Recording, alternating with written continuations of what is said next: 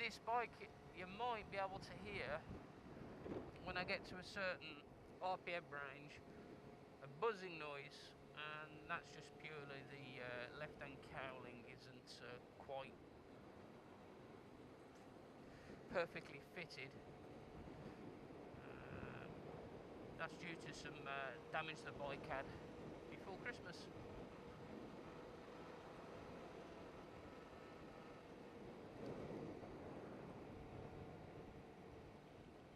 I like it when it's dry like this because my bike actually handles a bit better and it allows me to be a bit more progressive. Still awful on the bends. I have to keep it fairly upright. It looks like I'm scared of leaning it over, and it's, well, to be honest, I'm not scared, but that's the limit of the bike, you know. I can't lean it over anymore unless I want to be off, and I don't want to be off. It's cost me a few bob to fix the last bunch of repairs. I love it, I love it, I love it, I love it, I love it.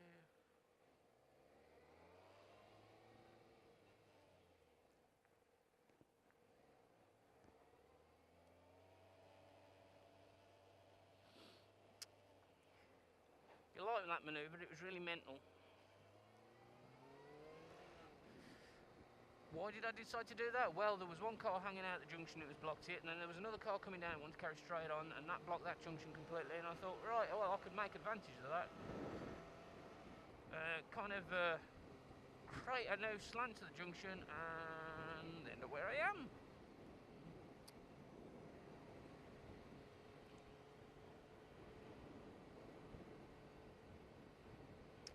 I did thank the car driver that I filtered in front of. You gotta do these things, it makes them feel so much better. Well, I would as well. I mean, if I was in a car and I was sitting there in my own little world and thinking, oh, I've got to get to work, and I hope I remember to lock the door, and I've got to do this and do that, and then suddenly a bike appears from fucking nowhere and jumps in front of me, I'd be a little bit startled, and then, you know.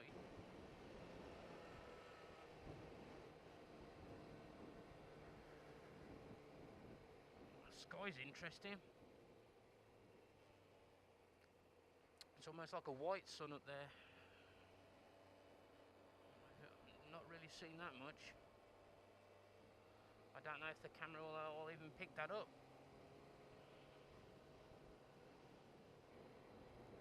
This is Wednesbury, the edge of Wednesbury. I always get on this. I mean, I could get on a junction 10 by me, but it tends to be really sort of clunky. Stop, start, and all that bollocks. Let me know, they're a bit fucking keen. Something about these little Fiestas. I've seen, including this one, 2 or 3 of them now, no, look, he's really, really, really keen to get a move on. Where's the fire? Hasn't helped you on now, because I'm still in front of you.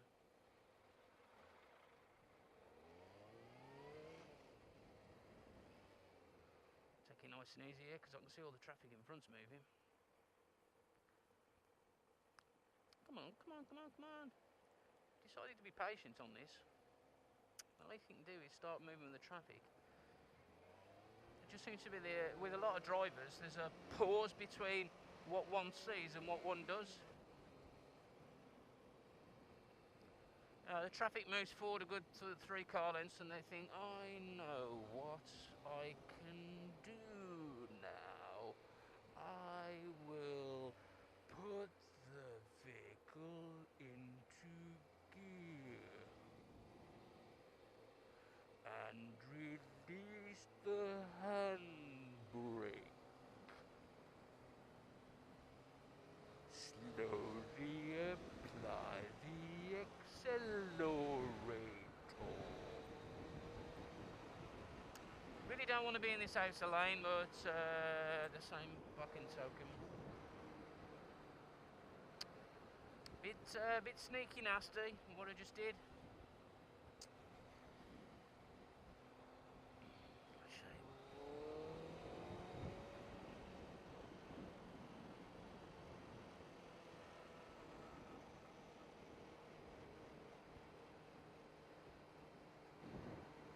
You're kind of like hopscotch between, for me, or hopscotch between the filter lane and this first lane in order to get to the M5.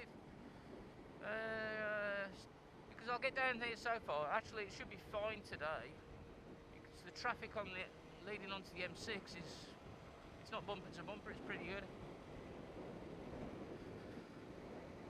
But any other day, this will be stationary, and you'll have people coming down this lane and then trying to jump in back onto the M6 to the last minute.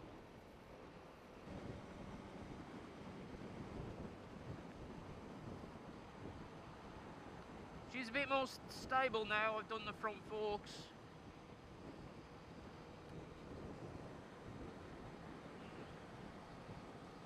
I had to miss a day of college on Thursday because I headed out. It was chucking it down with rain, not particularly bad, and the bike was pitching and diving in every single slight undulation. When I dismantled the front forks and took the fluid out, it looked like strawberry milkshake. Whereas what it should look like is more like cranberry juice.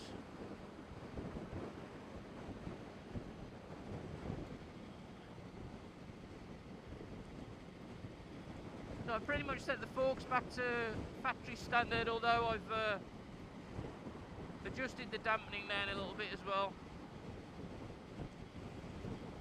So I'm hoping that will help it react a little bit quicker on the front,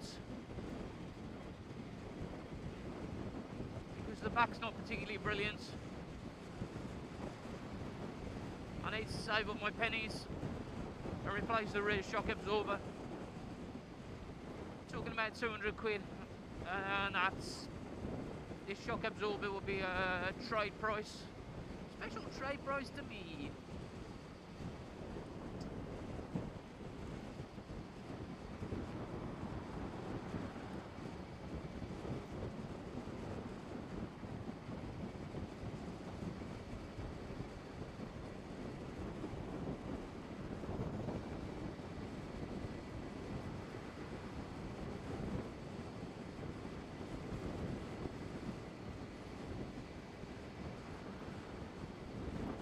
Hanging out in this third lane. For what fucking reason? It's only now that he should be pulling out.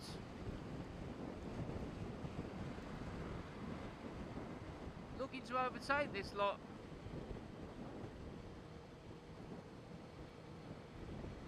The traffic isn't moving enough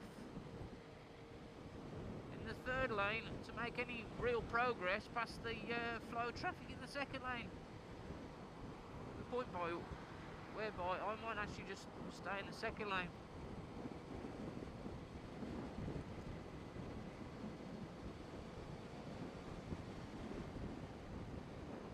And look at that, I just passed the bloody van.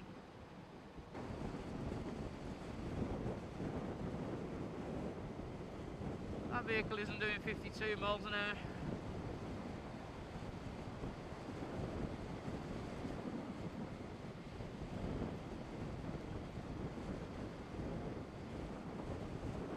What you can't see is what you couldn't see on the back of that trailer is it says that vehicle is restricted to 52 miles an hour.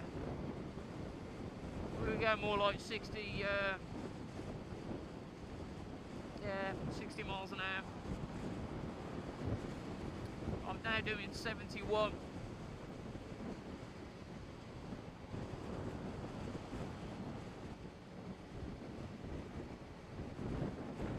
Driven wisely. That's a pretty good question on the back of a truck. Is this vehicle being driven wisely?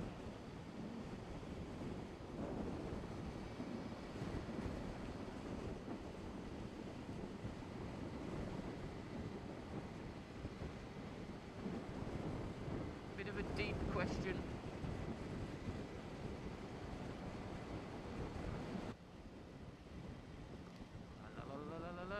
It looks like they're making a fucking garden over there. Maybe that's what they should do. Turn all that section into a nice lawn garden.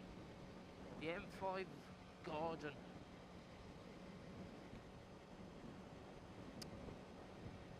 And if they have like pulling lanes, so you know, if you want to break down or pull out, you could just stop there and chill out while you're waiting for the breakdown service to come and sort you out.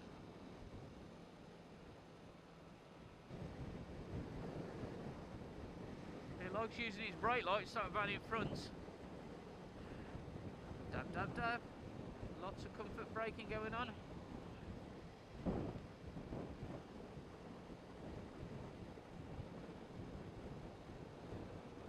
And he's keeping a reasonable distance as well with the vehicle in front for the speed that we're travelling at. So it's all a bit weird. He might not be fully concentrating on his driving.